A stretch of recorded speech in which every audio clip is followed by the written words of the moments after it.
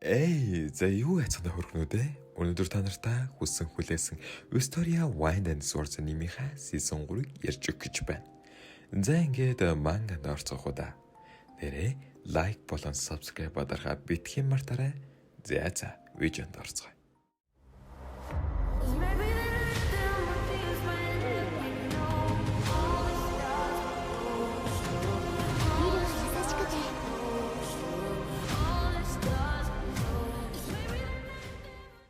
Манай Вил болон түүний нөхдөд дахин нэгэн том аюул нөөрлөлээ. Клэр гинэд тэдний дунд урагч байгааг анхааруулж үүнийг сонсон Колет мэл гайхаж цочирдов.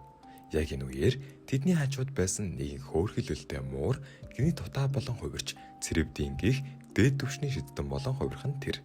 Тийм ээ, шидтний ертөнцид мууранд ч итгэж болохгүй шүү дээ. Цэрвдийн хамгийн гол нууцыг дэлгэв. Тэрмнал үхлийн хаалга гих дайралтаар цамхгийн хаалга нээгдсэн байсан бөгөөд уг хаалгыг гаднаас нь биш зөвхөн дотор талаас нь тэр дундаа дээд түвшний шидтэн л нээх боломжтой байжээ. Хаалга ямар ч эвдэрлэхгүй байсан нь цамхаг дотор урагч байгааг хөдлөшгүй баталгаа байлаа. Хэрв тэр үед багтай болон толгойгүй хоёр Магия Slayer болон Dwenger цамхаг руу нэвтэрсэн бол Магия Vender хүртэл амнасаа алдах аюултай байжээ. Клэр урагчийг олохын тулд бүлгэн бүрийн сэжигтэй хүмүүсийг шалгахыг тушааж цамхагт байгаа бүх хүмүүс сэжигтэн гэдгийг хатуу сануулав. Саяхан дээд шидтэн болсон Эмма Майк хоёр яагаад ийм чухал ажлыг бидэнд даатгаж байгаа юм бэ гэж гайхаад Сён нухацтайгаар би та нарыг ядаж хинбэ гэдгийг чинь таамаглаж байна. Цэрвтэн биднийг 10 жилийн өмнөх дайралтад өртөж шидийн ертөнцийн мөхлийн ирмэгт аваачсан Готагийн үлдэгдэл хүмүүс гэж бодож байна уу хэмээн асуув. Тэрхүү 10 жилийн өмнөх аимшиг дайралтаар нэг Магия Вендер амиа алдаж байсан бөгөөд Вил Эльферия хоёрын баг байхад дайрч байсан мангас суудж тэр дайны үеэр зугтаж ирсэн байж таарав. Цамхгийн шин зэргүүд энэ нөхцөл байдалд янз бүрээр хандж байлаа. Жус цамхагт орсон анхны даалгавар нь ийм байна чинээ санаагүй гэж халаглахад Колет урагч байгаа гэдэгт итгэж өгөхгүй гайхсаар. Нөгөө талд харин Бардам эльф Вигнал маань өөрийгөө болон бусад эльфүүдийг сэжиглэх хэрэггүй. Учир нь эльфүүд хүмүүсийг хүлээн зөвшөөрөхдөө маш өндөр шалгуур тавьдаг гэж томорно. Лехана харин аянгийн бүлгмийг надад шалгуулах гэж байгаа хэрэггүй хэмээн төшөөрөгтэй царайлахад Вил түүнээс юу босныг нь асуусан ч удахгүй болгоно гэж нууцхан хариулав. Харин энэ юу ч болоогүй мэд хөвшөлдөж байгаа Колет өдөр нь бид тэгэхээр тагнуулын гэсэн үг. Бид цамхгийн хамгийн итгэж болох хүмүүс шүү дээ хэмээн баярлаж суув. Маргаашин шин зэргүүдийн тагнуулын ажил болон бүлгэмүүдийн бэлгэл эхэллээ. За бүлгэмч гэжтэй ер нь бол тамдалдгээ л ойлгочих гээ. Газрын бүлгэм. Колетиг ирсэн газрын бүлгэмийнхэн туйлын их баяртай байваа. Тэднийг удаан залбирсны дараа Лойр гэр бүлийн залхамжлагч ирж Колетиг хаан ширээний өмнө суулгаад одоо бидний цаг ирлээ хэмээн сүрчигнэж гарав. Энэ одоо юу болох гэдэг юм да. Өсний бүлгэм. Мөсний бүлгэмд уур амьсгал арай өөр байлаа. Эльферия Вилдээ уулзмаар байна хэмээн нялхарч уйлж байлаа. Иби нататата. Үүнийг харсан Жулс тэр тэнэг Вил ийм болохоор л энд орж ирэх ёстой байсан юм гэж үгэлнэ.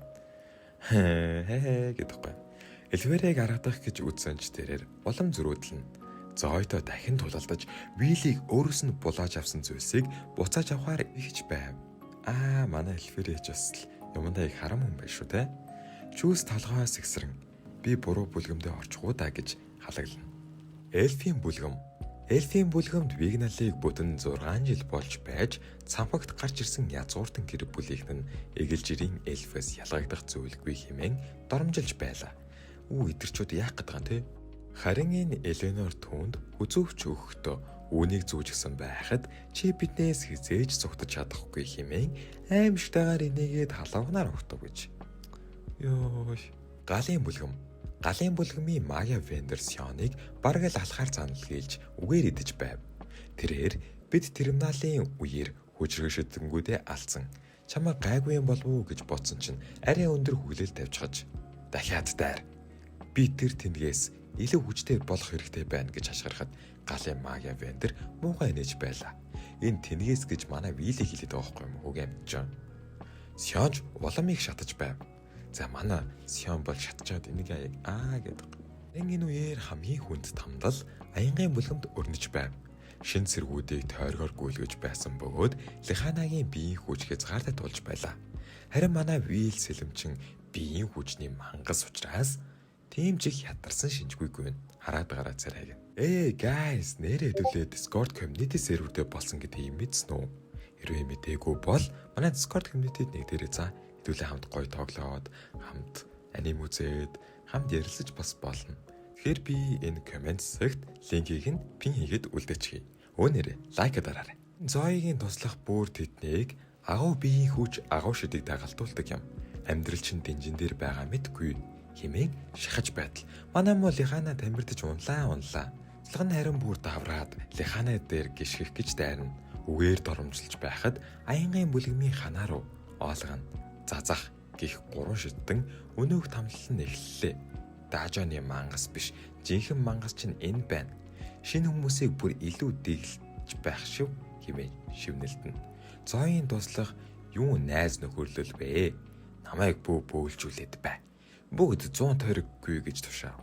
Манай Вил маань гэсгүйгээд дуусахтал дахиад 100, улмаар 200, 300, 400, 500, бүр 500 гээ одтой. Ёо бүр нүүдүүл нүгүйгээд байгаа шүү. Манай Вил туйлдж унахад зоёгийн туслах чи сэлэн барьдаг болохлээрээ бусдаас өөр онцгой гэж бодоё хэмээн тохорхов.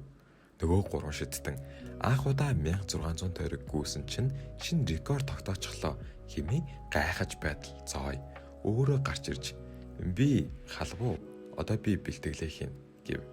Вил дотроо ийм хүмүүсийн хажууд би яаж тагнуул хийх вэ хэмээн шаналж байлаа. Үеэр хаа нэгтэй Готигийн бүлэгмийнхэн нууцаар хуралдаж байв.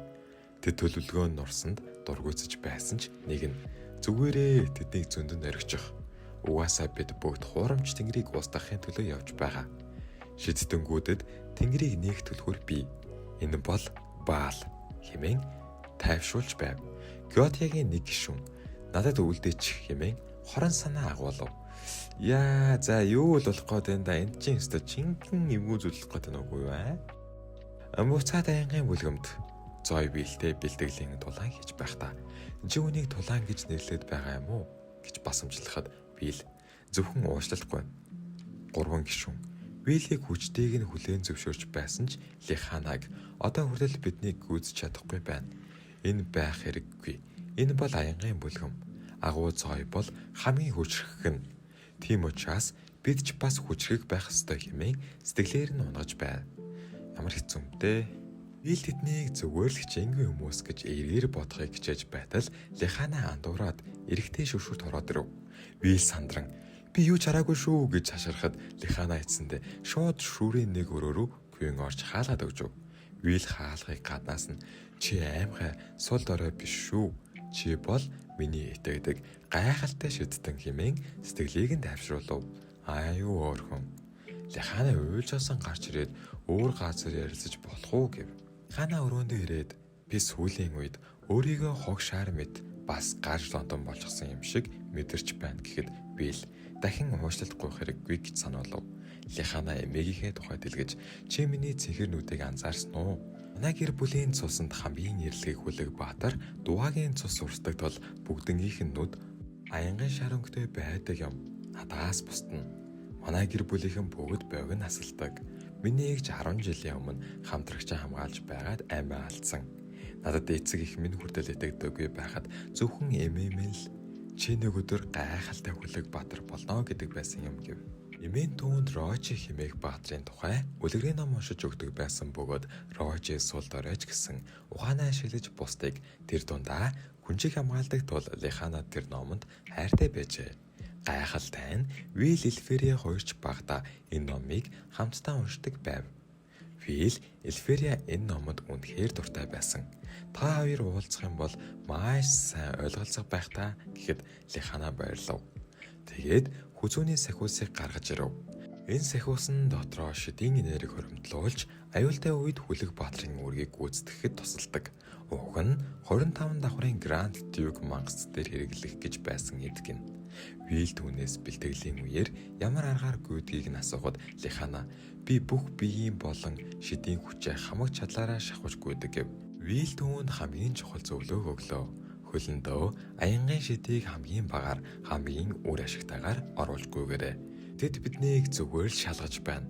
Бидний зүрх өгөж бууж өгөхийг харах уу? Эсвэл номон дээр хүлэг баатар шиг мандан гарч ирэхийг харах уу гэдгийг тэд харж байна. Хичээл зүтгэл хизээж худал хэлдэггүй юм. Чи үүнийг давч чаднаа. Бас хэрв чи дургуутсахгүй бол би чиний нүдэнд дуртай. Яг л үнэт эрдэнэ шиг гялалцдаг гэж хэлэхэд Лехана өөрийнх нь анхны хайр яг ингэж хэлж байсныг нь санана. Зүрх нь хүчтэй цоглоол. Айгүй хөөрхөн. Бараг дурлцсан уу яасан? Гайгүй л үдэ. Дараа өдөр нь харин бэлтгэл дээр Лехана хамгийн ард байсан ч Вилийн зүгөөснөр аян мэд хурдалж надад тэдний шиг их шидийн нэрэг байхгүй. Удаан шид барьж чадахгүй. Гэхдээ би өөрийгөө төр хугацаанд бүүсгэж чадна. Би бол аянгийн хүлэг баатар. Хүлэг баатрын тангараа эвдэршгүй, мөхөшгүй хэмээн аянгалан хурдлав. Үүнийг харсан Зоёын туслах сэтгэл хангалуунаар нэмсэглэж миний хүсэж байсан зүйл бол яг энэ. Аянгийн бүлгэн бол шидийг хязгаартанд дулдалд ажилдаг газар. Чи бол хүчтэй хурдтай байх ёстой. Унсан ч буцаж босдог байх ёстой. Тэгжил байж бид Зоёын ард биш түүндээ мөр зэрэгцэж алхаж чадна. Мөр зэрэгцэх цорын ганц арга бол өөрөө аян болон хувирах явдал юм. Үргэлжлүүлэн гүйгээд бай хэмээн тушаахад Лехана нүүрэндээ нэмсэглэл тодруулан баяртайгаар за ирхмээ хэмээн хариулж эрж хүчтэйгээр урагш гүйснээр манай season 3-ийн партныг өндөрлөж байна. Хэрв танд энэхүү манга маань таалагдвал лайка дараа subscribe хийгээрэй. 3000 лайк хүрэх юм бол шууд дараагийн part 2 оргоолно шүү guys. Өнөөрөө бид нэрээ 100000 гула болох гэж байгаа учраас subscribe дараарай. Хэрэг ийм хөрхөн коммент бичдэг тэгэхээр их баярлалаа шүү.